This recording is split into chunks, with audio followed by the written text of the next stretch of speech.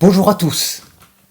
Je suis heureux de pouvoir partager avec vous le message de l'Évangile, la parole de Dieu, et avoir ce temps autour de cette parole ensemble maintenant. La Bible est parfois surprenante.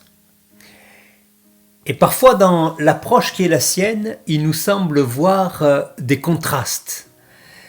Non pas des contradictions, mais des contrastes. Des contrastes qui vont nous permettre de mieux comprendre l'essentiel du message que la parole de Dieu, que le texte veut nous donner. Et dans ce texte de Matthieu 5, dans l'évangile de Matthieu au chapitre 5, c'est bien souvent le cas. Et aujourd'hui, nous allons nous attarder sur le verset 4. Permettez-moi de vous lire dans deux versions différentes de la Bible. Tout d'abord, avec la traduction second, le texte du verset 4 nous dit ceci: « Heureux les affligés, car ils seront consolés. » Et puis, dans la traduction dite en français courant, il est dit ceci: « Heureux ceux qui pleurent, car Dieu les consolera. » Ceux qui pleurent, ceux qui sont affligés. On pourrait aussi considérer ceux qui sont tristes. Peu importe, l'expression est de l'ordre général. Et comprend quelque part tous ceux et toutes celles qui passent par des moments d'affliction, par des moments de tristesse, quelle que soit la source, quelle que soit l'origine. Toutefois, nous pourrions classer ces afflictions, je dirais, dans deux catégories principales. Premièrement, on pourrait considérer dans cette première catégorie ceux qui pleurent. Ceux qui pleurent en raison d'un événement douloureux, triste, en raison d'une situation compliquée, difficile, affligés par les circonstances de la vie, à cause des situations présentes ou peut-être même passées. Ceux qui attendent une consolation, de l'aide, du soutien, peut-être une main tendue pour les secourir, les sortir de cette période qu'ils ne souhaitent bien sûr à personne.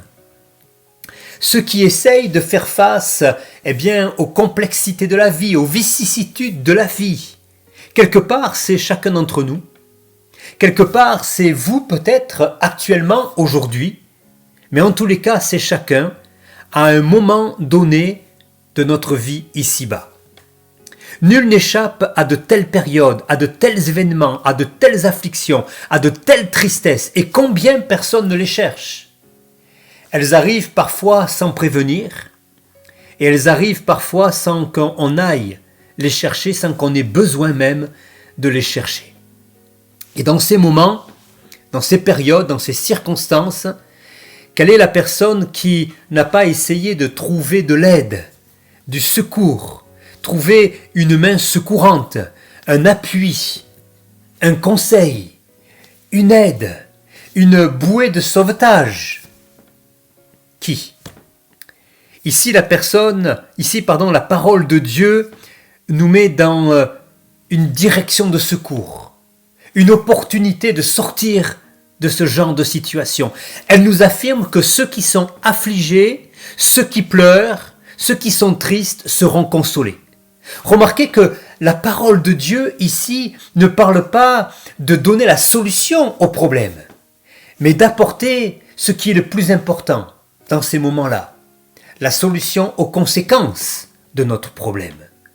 C'est en réalité notre être, notre cœur, qui dans ces moments a besoin de trouver du secours, de trouver de l'aide. C'est lui qui est affligé, c'est notre cœur qui est touché. Et si nous ne sommes pas bien, c'est en raison de l'affliction de notre cœur. Et Dieu est celui qui peut et qui veut soulager notre cœur, consoler notre cœur. Et Dieu a une consolation appropriée à chacun qui attend, chaque personne qui est affligée. Peu importe l'origine, les faits sont là. Ils sont bels et bien présents.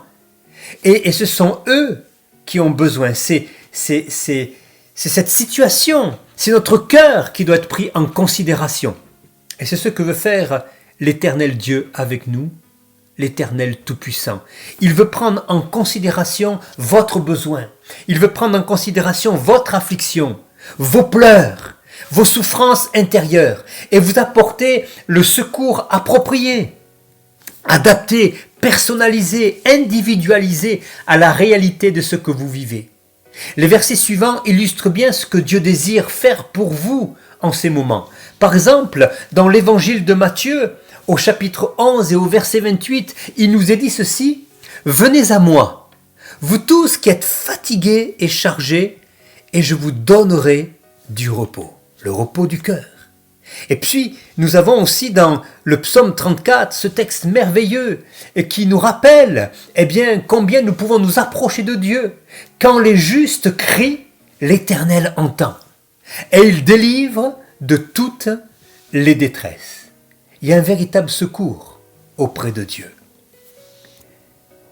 Ceci, c'est le premier axe qui nous est donné.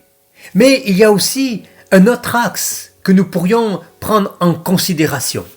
Et ce deuxième axe, c'est la parole de Dieu qui semble aussi nous donner cet axe de réflexion sur ceux qui sont affligés, ceux qui pleurent, ceux qui sont tristes aussi dans cette affliction profonde, mais là, en raison d'un sentiment de pauvreté morale et de la prise de conscience de cette pauvreté. Cette prise de conscience qui rendra par la suite heureux parce qu'ils seront consolés. Ceux qui sont affligés et tristes pour cette raison, ceux qui sont affligés en raison de cette prise de conscience d'une pauvreté morale et intérieure. Ceux-là aussi seront consolés parce que cette tristesse les amène à la source, à l'origine du pardon, à la source de la paix, à la source de la vie. Et c'est ce que dit le prophète Ésaïe au chapitre 61 et au verset 1. Il dit ceci: « L'Éternel m'a oint pour porter de bonnes nouvelles aux malheureux. Il m'a envoyé pour guérir ceux qui ont le cœur brisé, pour proclamer aux captifs la liberté et aux prisonniers la délivrance, mais aussi pour publier une année de grâce de l'Éternel et un jour de vengeance de notre Dieu, et enfin, pour consoler tous les affligés. Heureux ceux qui pleurent, il peut s'agir ici d'un chagrin issu de la piété, un chagrin et une tristesse, et qui produit la véritable repentance, la vigilance vis-à-vis du mal, un esprit contrit, une dépendance continuelle à la miséricorde de Dieu en Jésus-Christ, avec une recherche constante du Saint-Esprit, de la sanctification et de la joie de notre Seigneur. Une telle démarche de tristesse et de chagrin va inévitablement nous amener vers une montagne de joie. Au travers de la vallée de des larmes que nous allons traverser, ceux qui sont affligés seront consolés par leur Dieu. Mes frères et mes sœurs, mes amis, quelle que soit votre situation, que vous soyez affligés en raison d'un événement, d'une situation compliquée, d'un événement douloureux, difficile, sachez que la porte du cœur de Dieu est toujours ouverte. Jamais la porte de Dieu n'est fermée. Et que vous avez encore aujourd'hui un accès possible à lui, à sa personne, au travers de la personne de Jésus-Christ qui a pris toutes nos meurtrissures, toutes nos faiblesses, toutes nos blessures à la croix. Et il a ouvert un chemin, un accès direct vers le Dieu Tout-Puissant, afin que vous puissiez aussi trouver secours et consolation.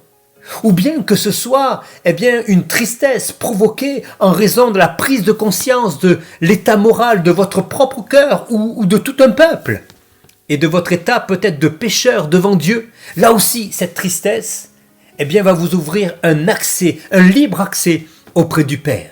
Jésus a dit « Je suis le chemin, la vérité et la vie ». En lui, nous avons la possibilité de rentrer dans le sanctuaire de Dieu et nous placer au pied de la croix pour trouver le pardon, le secours du Seigneur. qui, à la croix, a tout accompli pour chacun d'entre nous et pour vous, quelque part en particulier. Quelle que soit votre situation, la croix est élevée pour vous, pour chacun d'entre nous, pour tout homme, pour toute femme. Et elle est toute suffisante pour apporter la consolation dont nous avons besoin, dont notre cœur a besoin, pour sortir et pour vivre quelque chose et pour poursuivre notre chemin et vivre une vie nouvelle en Jésus-Christ. Aujourd'hui encore, mes amis, vous pouvez venir à lui. Le voile est déchiré, il y a un libre accès auprès du Père. Et nous avons une ouverture, la porte est ouverte, nous pouvons accéder à la présence de Dieu. Et désormais, et à cet instant, eh bien, je ne peux que vous inviter à la prière. Là où vous vous trouvez, là où vous êtes, le Seigneur veut entendre et veut entendre votre parole. Et il vous consolera. Soyez encouragés, fortifiés. Et je vous souhaite vivement, désormais, de passer ce temps avec le Seigneur, de trouver le secours opportun dont vous avez besoin, parce qu'il y a un libre accès auprès du Père. Alors soyez bénis, et que vous soyez affligés pour telle ou telle raison, tristes pour telle ou telle raison, peu importe. Le cœur de Dieu est là, il y a un libre accès pour vous, les écluses des cieux sont ouvertes, et Dieu tend sa main pour vous. Soyez bénis, soyez fortifiés, que Dieu vous accorde sa grâce et sa bénédiction et passez une bonne semaine. Merci.